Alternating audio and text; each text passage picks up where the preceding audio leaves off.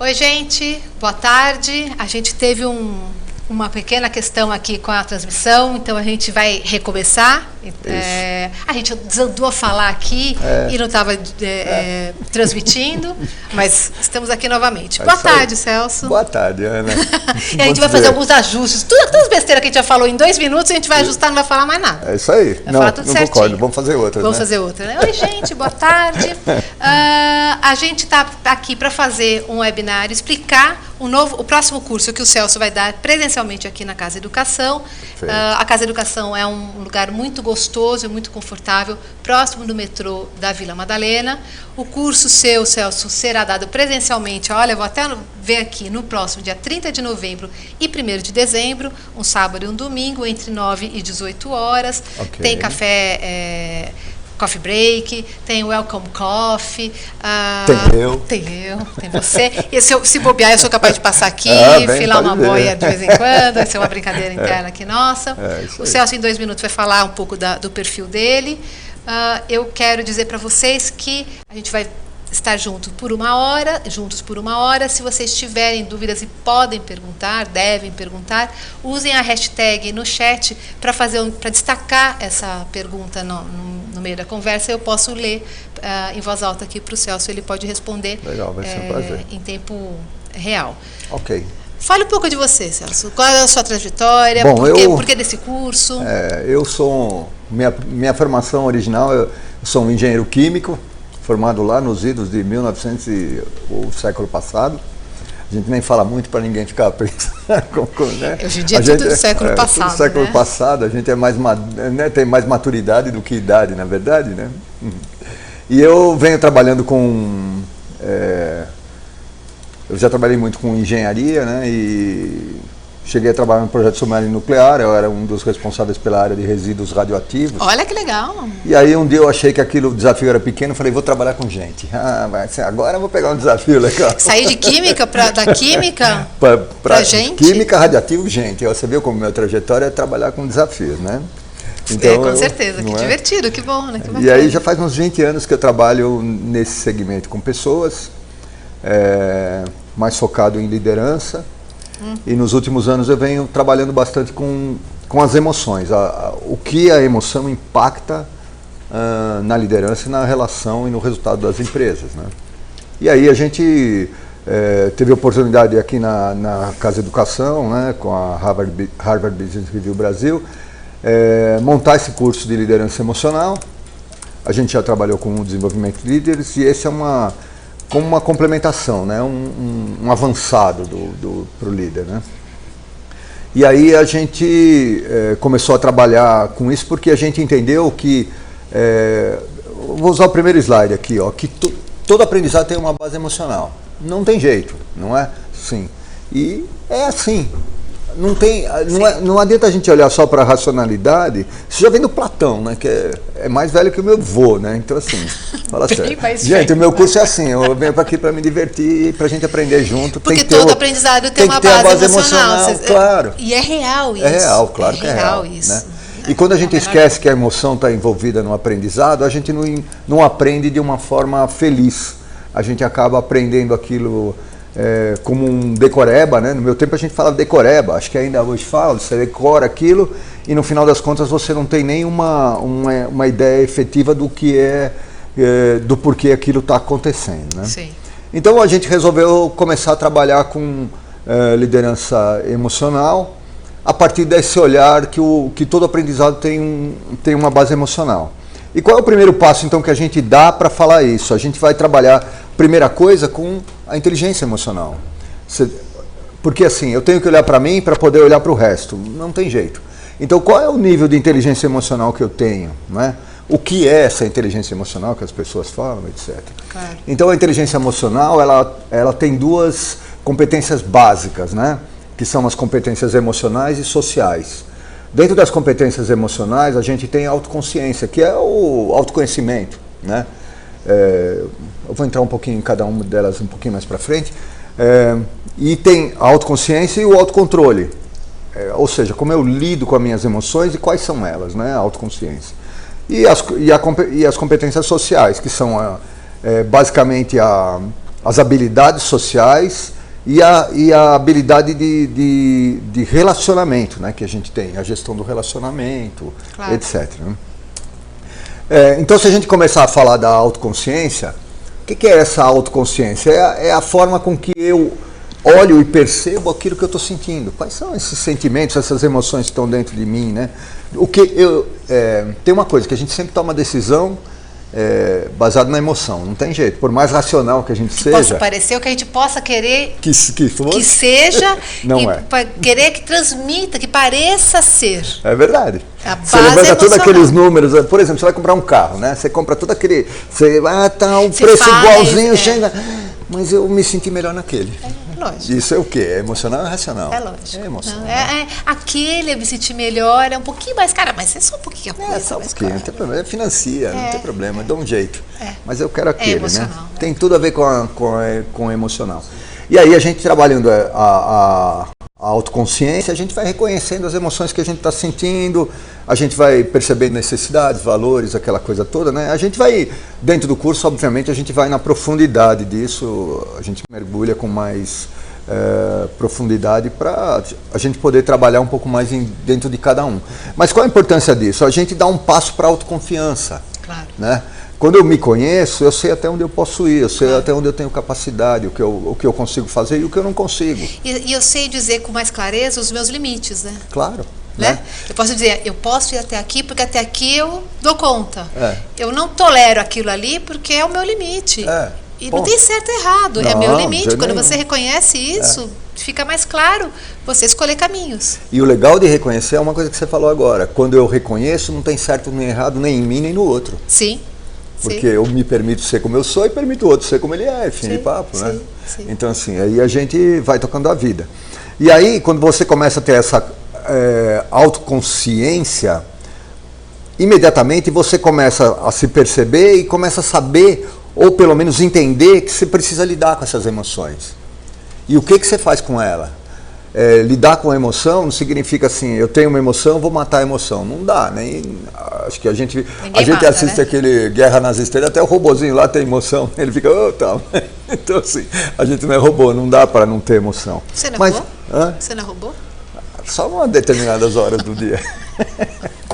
É isso mesmo, ninguém é, né? Ninguém é. Não dá pra ser, tanto é que a gente tem, né, no cinema, por exemplo, as máquinas fazendo emoções humanas, né? Sem fazer propaganda de um certo banco, tem a Bia agora aí, né? A Bia tenta ser humana, né? Olha, meu querido, não sei. É o então, link assim, com o emocional, que é o link com o emocional, que é, na verdade, o que atua mais em você.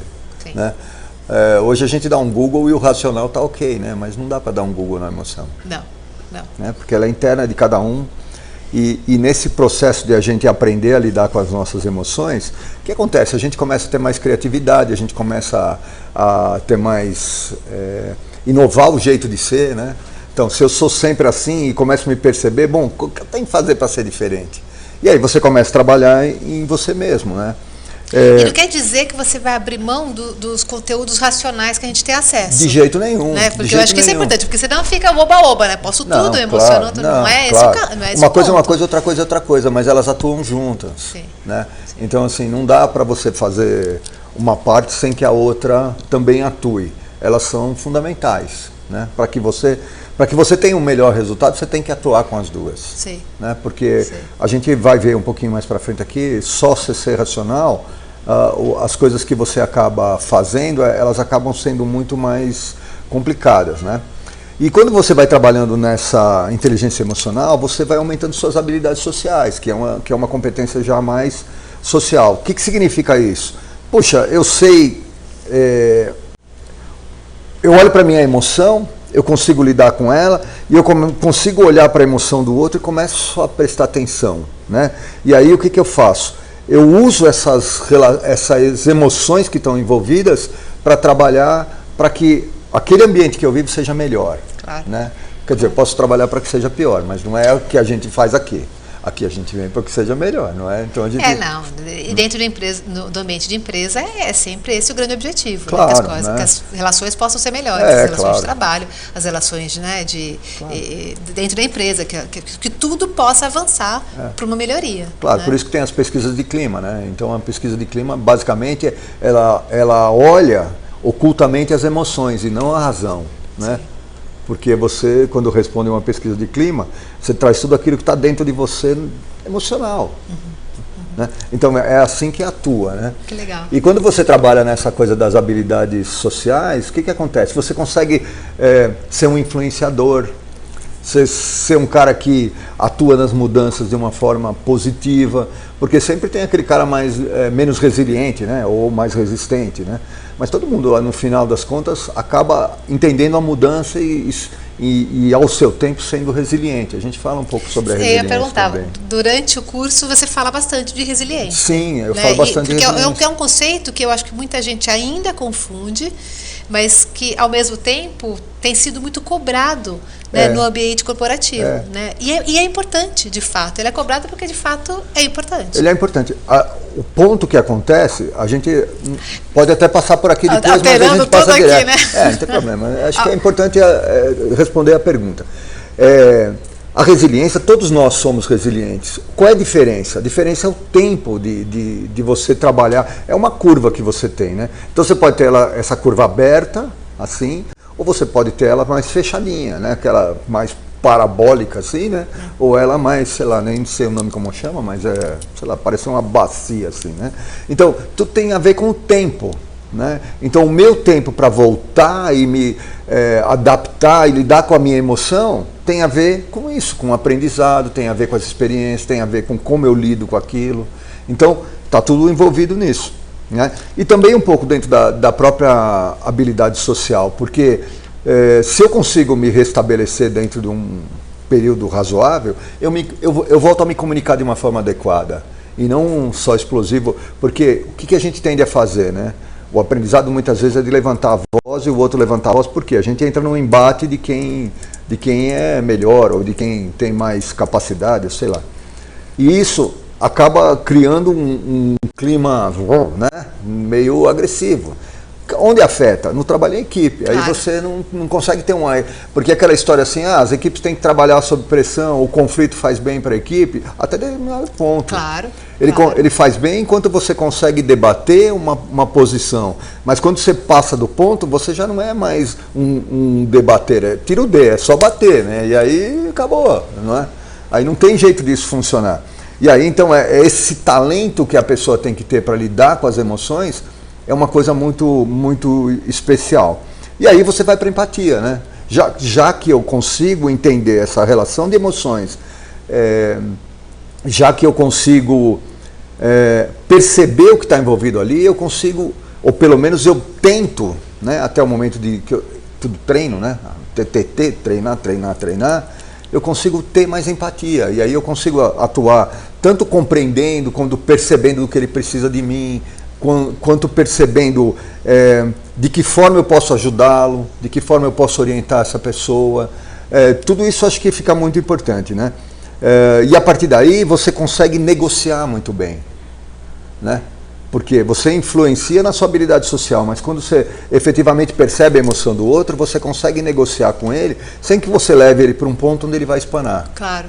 Né? Claro. Então é todo esse cuidado de se colocar no lugar do outro, de se perceber, tudo isso você vai andando. E aí, fala, né? Deixa eu interromper aqui.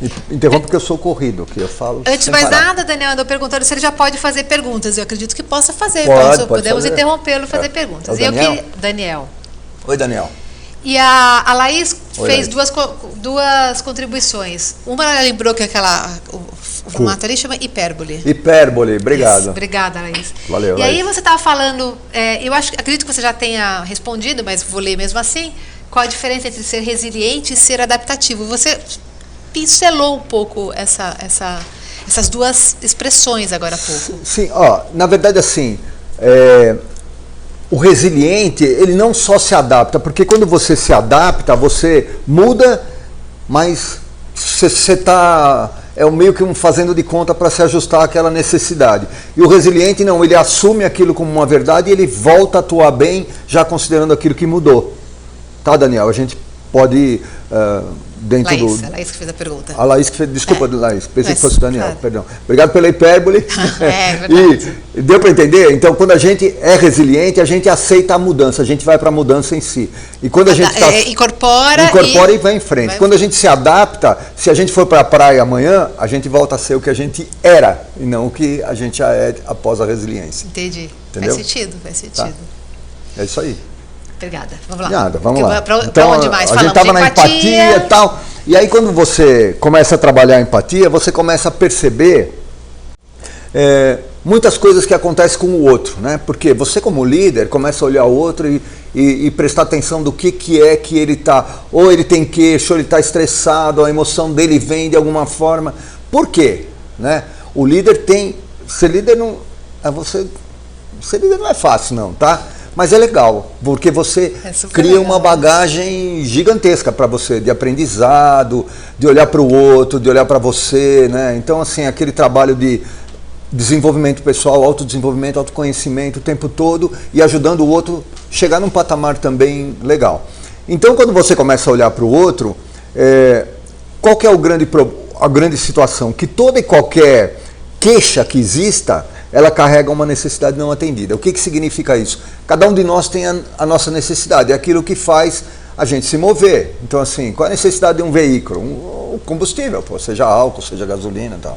A gente tem necessidades. Alguns têm necessidade de reconhecimento, outros necessidade de ganhar mais, porque acha que quanto mais ele ganhar, melhor ele está garantido, segurança e tal. Cada um de nós tem a sua. E a gente trabalha isso, entrega uma listinha de necessidades, de valores e tal, para a gente dar uma olhada.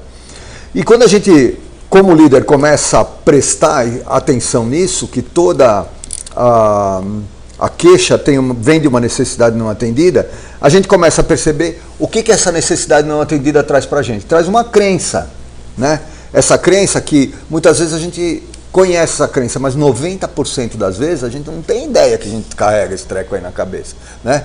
Nós somos julgamento, crença. No curso eu brinco que a gente é chulé também, mas tudo bem, aqui não vou falar. É pouco, vai. Uns mais, outros menos. Uns mais, né? outros menos, né? Mas a gente é basicamente crenças, né? E julgamentos. A gente julga com base na crença. Claro. Né? Claro. E se aquilo, e a crença tem a ver com a necessidade. Então, assim, se a minha necessidade não está atendida e eu julgo, leva para a minha crença. E aí o que acontece comigo? A minha relação com aquilo que acontece, com a adversidade, é diferente. Então, toda a consequência emocional, aquilo que eu sofro, claro. Ou quando eu estou triste, quando eu estou alegre, estou nervoso, estou estressado, ou, sei lá, estou feliz, tem a ver com o que eu creio sobre aquilo, e não sobre aquilo em si. Sem dúvida. Não é o fato. Lógico. Fato é fato. O fato é fato. Agora, o que eu penso sobre ele é o grande problema. É que faz a grande diferença. É isso aí. Que faz a grande diferença. Lógico. É verdade. E a gente, como líder, o que a gente tem que separar? Cada um tem a sua crença. E aí, quando cada um tem a sua crença, se você não começa... Lógico que você não vai saber cada crença, mas você começa a identificar, se ele está tendo aquilo, ele tem uma crença envolvida. Toda vez que a gente tiver uma emoção, tem uma crença envolvida. Pode escrever, é isso aí. Qual é essa crença? Né? Como que a gente lida com isso? Como a gente faz... às vezes, falando da empatia versus a crença dele, se a crença dele é diferente da minha, que gera uma emoção diferente, como é que a gente faz isso? E aí, dentro do seu curso, você vai dar ferramentas para lidar com isso. Sim. Porque esse é o grande cerne da questão. Né? Então, é o cerne. A gente tem mesmo. Ferramentas, né? Claro, tem ferramentas. Existem ferramentas para lidar com isso. A gente discute como que uma crença se forma, né? Às vezes a crença se forma de um jeito tão... Claro. Qualquer coisinha forma uma crença, né? Sim. Quando as crenças são formadas, então vem muito lá da infância, né? 80 a 90% delas tem a ver com as pessoas que mais nos amam, papai e mamãe. Então, assim, eles nos colocaram isso e a gente... Era para nos proteger naquele momento, só que a gente carrega isso. E tem a ver com as crenças deles, né? Tem sempre a ver com as crenças deles. Com as crenças deles, é o que eles acreditavam. Eles fizeram o melhor dentro daquela... É verdade, porque se você olha para as famílias, né? Isso é legal, né? Tem uma pesquisa que é feita que é assim, Você olha para as famílias e o comportamento daquela família se reflete naquela criança ou naquele adulto. Então, pessoas que vêm de famílias otimistas são pessoas otimistas, por natureza. Sim. Pessoas que vêm de famílias pessimistas, pesadas, são pesados. E isso se reflete lá na liderança, lá na frente. Ótimo. Ou na forma como você é um liderado, ou na forma como você se relaciona até com a sua família, com a sua esposa, com o seu marido, com o seu namorado, namorada, amigos. Tudo isso a gente carrega. Sim. Sabe aquele cara que está sempre reclamando? Você sabe, chega lá, você fala assim, ele fala, pô, eu ganhei um aumento de 20 mil reais esse mês, só, meu, caramba, pô, né? Então assim, você fala, como assim, cara, 20 mil? Não, meu, quanto eu vou ter que pagar de imposto? Ah, tudo bem. Ele vem de uma família que olha o peso, não olha a leveza, né? E esse é um cuidado que a gente também procura mostrar para as pessoas aqui dentro do nosso curso de liderança emocional, da importância de você se conectar com isso. Aí volta lá para a autoconsciência, que é o primeiro ponto, né? Então tudo, na verdade tudo está interligado, mas tudo se baseia no quanto eu olho para mim, para eu poder olhar para o outro. Essa é a grande coisa de a gente começar a trabalhar e começar a olhar para si. Tem uma perguntinha, tem duas aqui, mas uma que eu acho